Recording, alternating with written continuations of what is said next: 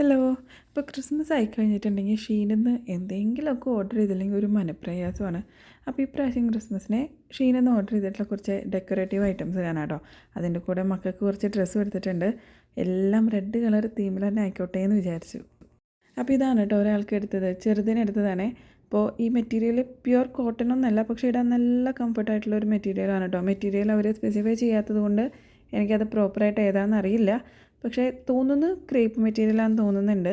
അതുപോലെ ഈ കാണിക്കുന്ന എല്ലാ ഷർട്ടും അതുപോലെ ആദ്യം കാണിച്ച ആ ഒരു സെറ്റും എല്ലാം അണ്ടർ 25 റിയാലിലാണ് കേട്ടോ വരുന്നത്.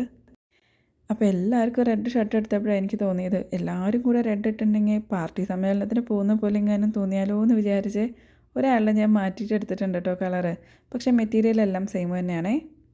ഇനി ഇതേ ക്രിസ്മസിൻ്റെ അലങ്കോലപ്പണികൾക്ക് ആവശ്യമായിട്ടുള്ള കുറച്ച് ഡെക്കറേറ്റീവ് ഐറ്റംസ് ആണ് കേട്ടോ. അപ്പോൾ ഈ ഒരു മാല ഞാൻ 4 വാങ്ങിയിട്ടുണ്ട് കേട്ടോ, ഈ ഒരു ഗാർലൻഡ്. അപ്പോൾ ഇതിൻ്റെ പല വെറൈറ്റീസ് ഷീനിൽ അവൈലബിൾ ആണ്. വൈറ്റ് മിക്സ് ചെയ്തത്, റെഡ് മിക്സ് ചെയ്തതൊക്കെ ഉണ്ട് കേട്ടോ.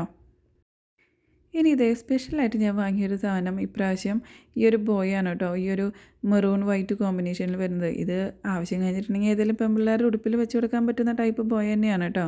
പിന്നെ അതേ ഒരു മാല ബൾബ്. അപ്പോൾ ഇത് സാന്റാക്ലോസിൻ്റെ ലൈറ്റൊക്കെ ആയിട്ട് വരുന്നതാണ് കേട്ടോ. 2 മീറ്ററാണ് മേടിച്ചിരിക്കുന്നത്.